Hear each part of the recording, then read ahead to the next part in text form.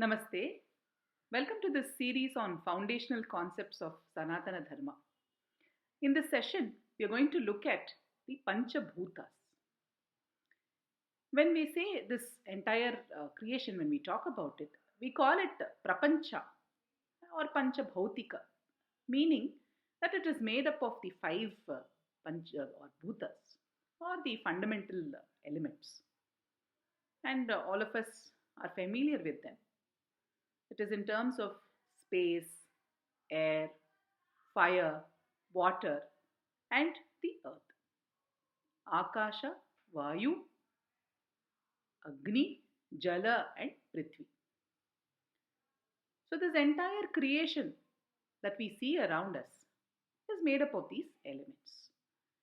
And each of the philosophical systems describe in various ways how these elements come together to make this reality happen. Let's look at one view of this. So, from this entire what we call as Maya, the Akasha is born. And from the Akasha, the Vayu is born. And from Vayu, you have Agni. And from Agni, you have Jala. And from Jala, you have Prithvi. So, we keep moving from the subtlest to the grossest. So, the subtlest being Akasha and the grossest being Prithvi. And these fundamental elements combine together to form, even in Ayurveda, we look at the doshas being made of these fundamental elements. Our body is made of these fundamental elements. Even the rocks that we see around, the animals, the plants, the cells, everything is made up of these elements. So, how is this creation happening? From the sattvic aspects of the Panchabhuta, the Jnanendriya are formed. We looked at what the Jnanendriya are. They are very subtle in nature because they are cognitive faculties. So, from the subtle aspect of or the sattvic aspect of each of these elements, the Jnanendriya are formed. From the Rajasic aspect, which is basically the movement or the dynamic aspect of each of these elements, the Karmendriya are formed. Karmendriya we looked at, right? The faculties of action.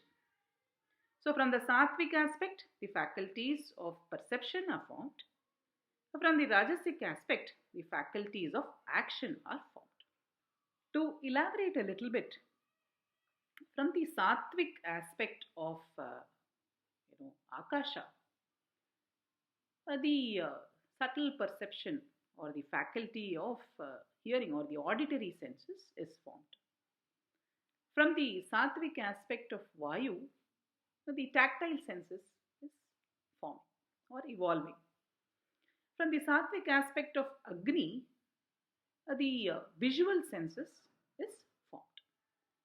And from the sattvic aspect of Jala emerges the gustatory senses. And with the sattvic aspect of Prithvi is formed the subtle perception of smell. And when all these sattvic aspects come together, then the Antakarana is formed, which is the Manas, Buddhi, Ahamkara and Chitta.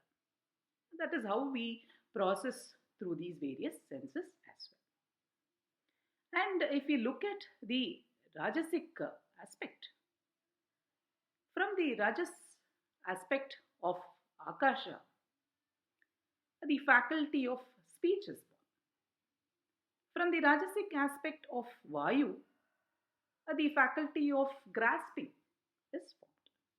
From the Rajasic aspect of Agni, the faculty of moving, right? It is formed. And from the Rajasic aspect of Jala emerges the faculty of excretion. And from the Rajasic aspect of Prithvi emerges the faculty of reproduction. And from all these Rajasic aspects, the Pancha Prana are born.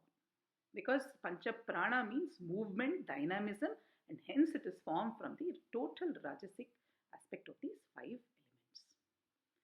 And then what happens is that these various bhutas, the Panchabhutas, combine amongst themselves by a process of splitting and joining, just like cell division. They split and join, and grossification happens. And that is how the Sthula Sharira is created. Whatever, it's not just the Sthula Sharira of the human form.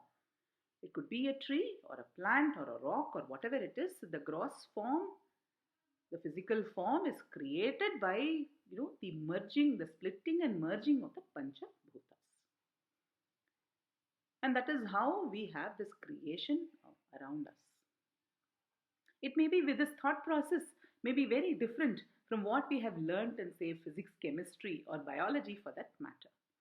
But nevertheless, investing a little bit of time looking at how Vedanta describes it, how Sankhya describes it, can really help us to understand how Sanatana Dharma looks at creation and how it looks at it in an interconnected manner.